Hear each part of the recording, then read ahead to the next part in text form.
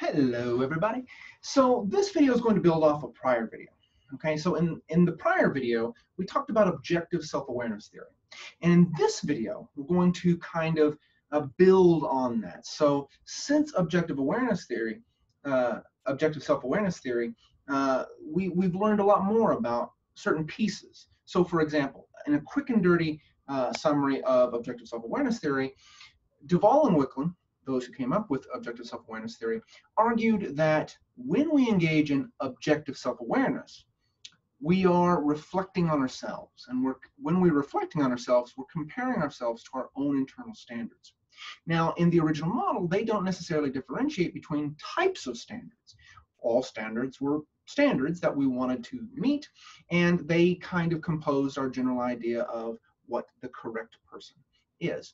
And if we ever discovered that we didn't meet these standards, then the original theory proposed that we tended to react in one of two ways. We either try to resolve the discrepancy, we try to meet the unmet standard, or we avoid it altogether.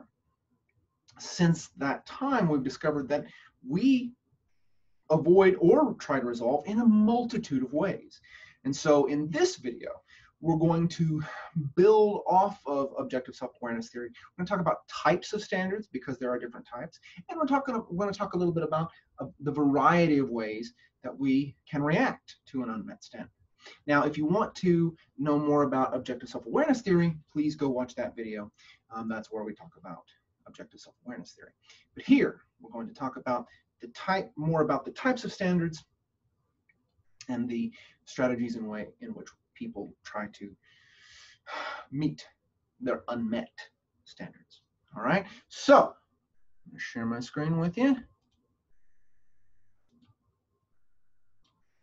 All right, so again, talking about types of standards here. Okay, so remember, objective self-awareness theory just said that we have this idea of the correct person, but we found that we have more than one idea of what the correct person is, what a correct person should be. And so one theory that discusses different types of standards is self-discrepancy theory.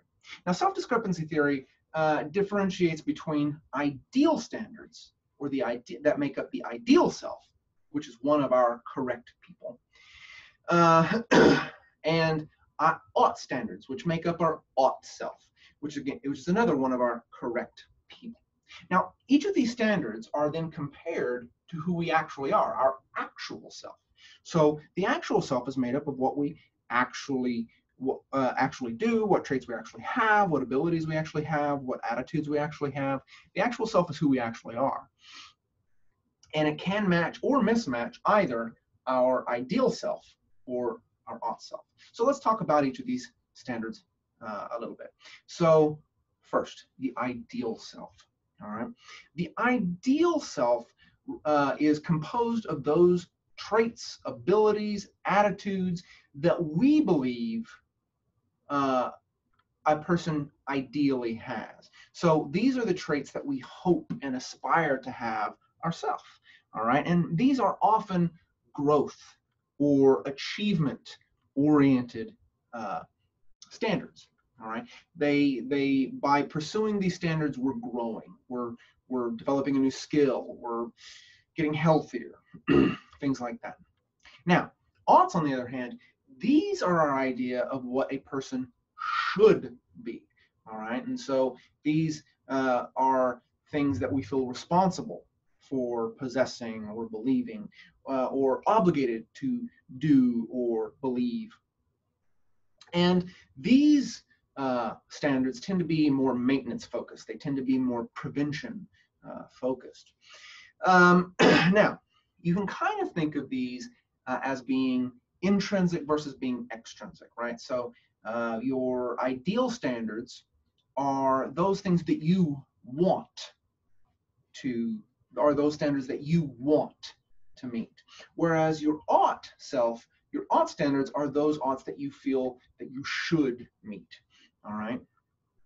Now you may be asking, well, why make the distinction between these types of internal standards? Well, the reason why the distinction is important is because not meeting the different types of standards have different consequences. right? So if we go back to objective self-awareness theory, right, it just said that if you ever became aware that you didn't meet an internal standard, you feel bad. All right. Well, self-discrepancy theory argues that depending on what type of standard you're not meeting, you may feel differently. Specifically, if you do not meet an ideal standard, then you feel dejection emotions like sadness. Whereas if you if you fail to meet a ought standard, then you feel anxious emotions like tension. So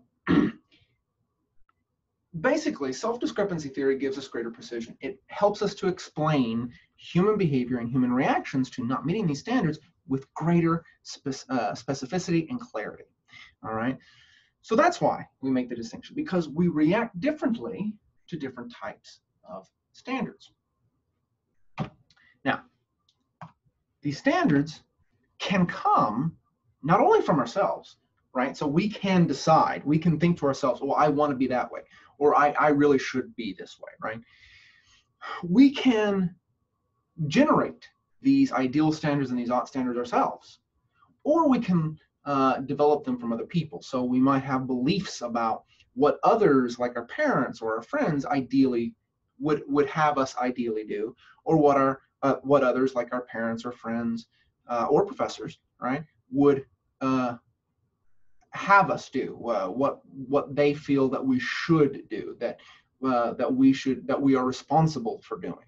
Okay, so both ideal and oughts can come from our own musings, our own decisions about what we want and what we should do, or from what we believe others think we should do, or what we should ideally, or what we could ideally do. Now, we also get different kinds of reactions, all right?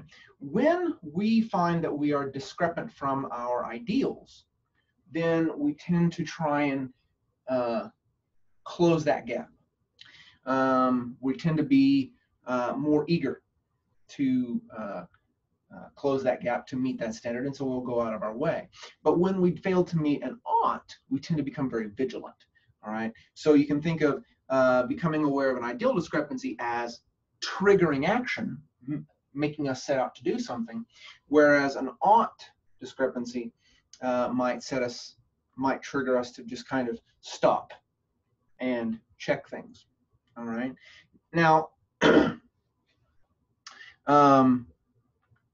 most goals can be framed as either an ideal or an ought, and indeed, what is an ideal to some might be an ought to others, and vice versa. But how you frame the standard as an ideal or an ought can have consequences for how you react to it, how you respond to it, and how you feel about your response. All right. So if you have an ideal discrepancy and you eagerly try to fix it, you're going to feel more right about that. You're going to feel that you did the right thing to a greater extent than if you have an ideal discrepancy and you've become very vigilant and you engaged in vigilance. All right. You're not going to feel as right about that vigilance. But if, on the other hand, you failed to meet an ought standard, you're going to feel right about what you do if you are vigilant, but you're probably not going to feel as right about what you do if you become eager about trying to fix things. Okay, so the type of discrepancy, the type of standard that you are discrepant from is important, okay, because it has consequences for how you react. All right, so again, an ideal discrepancy is when you are discrepant from your ideal standard. Your actual self is different from your ideal self. And an ought discrepancy is when you're discrepant from an ought standard, when your actual self is different than your ought self. Okay. So those are standards. Well, how about how we might react to discrepancies, right? Because there's a multitude of ways that we can react to discrepancies. Remember that objective self-awareness theory argued that really there was two broad ways people react. They either try to resolve it or they try to avoid it, try to avoid thinking about it. So how might we resolve it? Because again, remember at the top of this video, I mentioned that we there's a multitude of ways that we might resolve and might try to avoid. So we're going to talk about a few. And the few that we're going to talk about are identified in the consumer behavior literature. And so the ones we're going to talk about are identified in the compensatory consumer behavior model. And largely this model was based on a wealth of prior information about how people react when they're faced with the fact that they don't meet their standards. So the first thing that we can do is try to actually resolve our discrepancy. All right, and we can do this. We can try to resolve our discrepancies in a whole host of ways. I mean, seriously, the variety of ways that we can try to become who we want to be, to meet our standards, is absolutely impressive. All right, we even will use relationship partners to approach our ideals. Now, I know that sounds bad when we're using our partners, but the Michelangelo effect refers to the phenomena whereby when we feel that our relationship partners are supporting our pursuit of our ideals, supporting it not only in lip service, meaning they're saying, yeah, I support you, but they're also providing opportunities for you to realize your ideals. When people feel that their partners are helping them resolve their ideals, resolve their ideal discrepancies, they actually report feeling better in that relationship. Couple well-being tends to be higher. So yeah, I know it sounds bad that we're using our relationship partners to help us meet our standards, but it's one of many ways that we can resolve those standards. Another way relationships can help us meet our standards is, we're with a group of friends or a relationship partner. And the research that I'm familiar with the self-overlap is with relationship partners, but I don't know of any reason why this wouldn't work with friend groups as well, especially close friends. But we will confuse our traits with our close others' traits, all right? So we can come to believe that we possess the traits, that we can come to believe that we meet the standards that we may not have without that relationship, just by being close to someone who does meet that standard. All right, so we can resolve our discrepancies. So one way of resolving or meeting a standard is actually working on it, right? So we're actually resolving our discrepancies, self-discrepancies, and I've talked about ways, some of the strategies that we might employ with relationship partners through the Michelangelo effect, and the self-other overlap is not really something we would intend to do, but it's kind of an unintentional benefit of being with a partner who already possesses your ideals. And that'll come back later when we talk about the things that we prefer in relationship partners. But that's where I'll leave that for now. Another thing we can do to try and at least feel like we've resolved our discrepancies, that we can at least feel like we've met our standards, is something called symbolic self-completion. So this involves doing things or purchasing things that give other people, and including us and us, the impression that we are meeting our standards, right? So, if we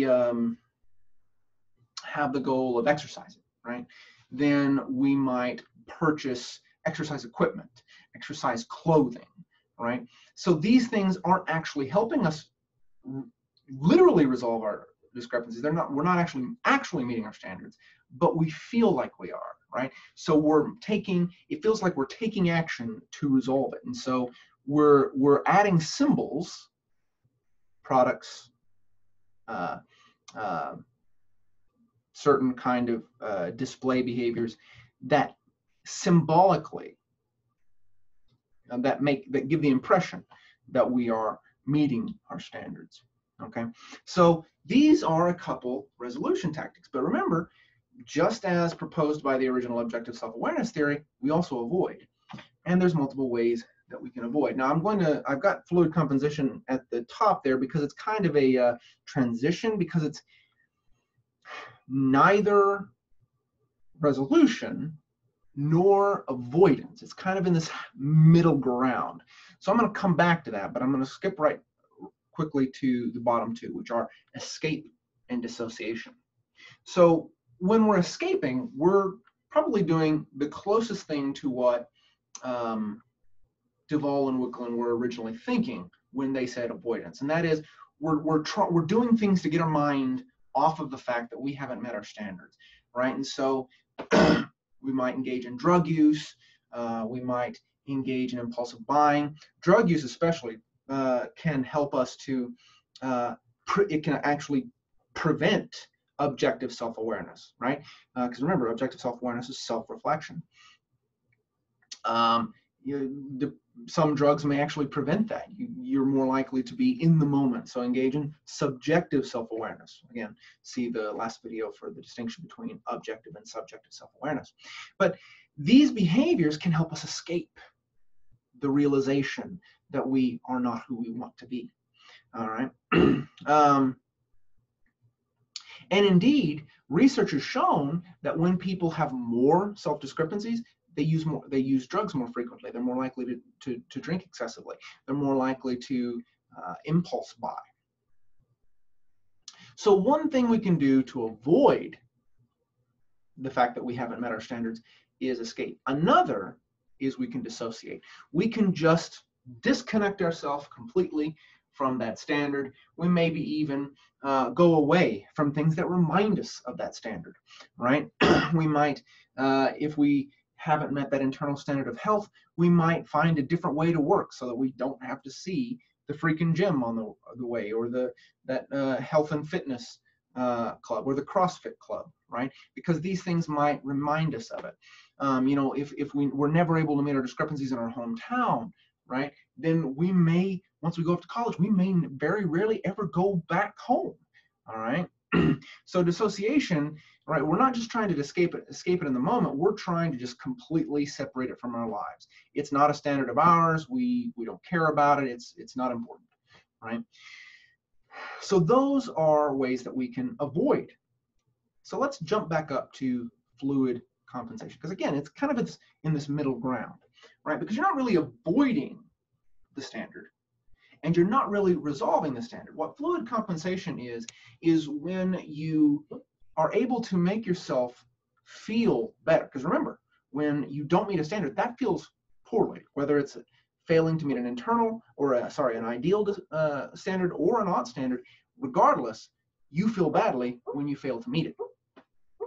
And so in order to make ourselves feel better, right, we can affirm some other standard that we do meet.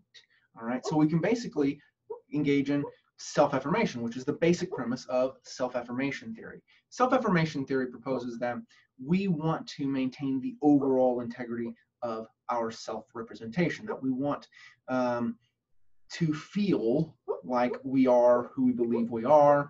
And so if something threatens one aspect of the self, well, we can restore our feeling of the integrity of the self by thinking about some other domain that we are who we want to be, right?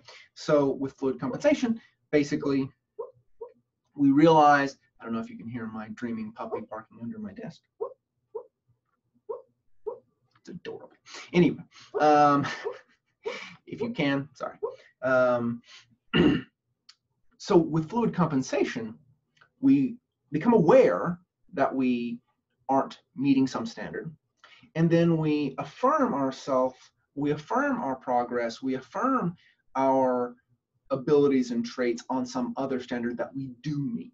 All right. So you see, in this regard, we're not resolving the standard that we're discrepant from, and we're not avoiding the issue altogether.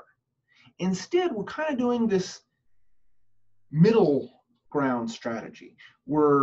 Yeah, that's a problem, but look, I'm still good in this area. All right. So it's kind of a middle-ish ground. All right. And that, my friends, is that for this video, in which we discussed a little bit more specifically what types of standards people can have, the consequences of the different types of not meeting the different types of standards, and the various ways people can try to resolve their standards or meet their standards, resolve their discrepancies and meet their standards. All right, guys, that is it for this video. As always, if you have any questions, send those bad boys my way. If not, have a great one, and I'll see you next time.